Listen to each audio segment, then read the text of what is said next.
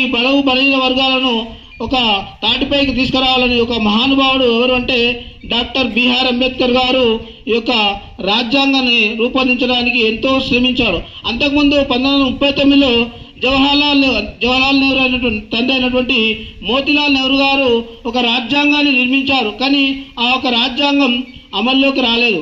తర్వాత 1946 డిసెంబర్ 9లో ఈ యొక్క రాజ్యాంగ సభ ఏర్పడి 389 మందితో ఈ రాజ్యాంగ సభ ఏర్పాటు చేసింది. అందులో ముఖ్యంగా చాలా మంది వ్యక్తులు ఎవరు డాక్టర్ భీమ్రావ్ అంబేద్కర్, రాజేంద్ర ప్రసాద్, కె మున్షి, మళ్ళీ వల్లభాయ్ పటేల్ వీళ్ళంతా కూడా రాజ్యాంగ సభను నిర్మించి రాజ్యాంగాన్ని ఏర్పాటు చేయడానికి ఎంతగానో కృషి చేశారు. అది 1946లో స్టార్ట్ చేస్తే 1949 నవంబర్ 26 వరకు రాజ్యాంగాన్ని తయారు చేయడం జరిగింది. ఈ రాజ్యాంగాన్ని తయారు చేయడానికి సుమారుగా 2 సంవత్సరాల 11 నెలల 18 రోజుల సమయం పట్టింది. ఈ రాజ్యాంగాన్ని నిర్మించడంలో ముఖ్యంగా మన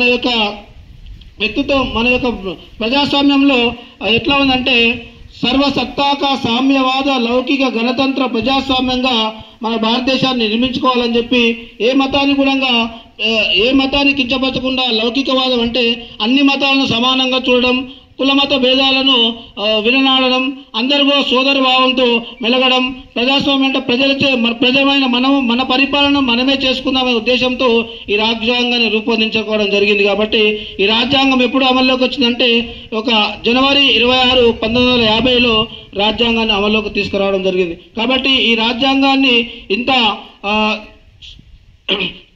శ్రమోర్చి ఎంతో మంది మహానుభావులు ఈ రాజ్యాంగాన్ని నిర్మించారు. ఈ రాజ్యాంగం ఇతర దేశాల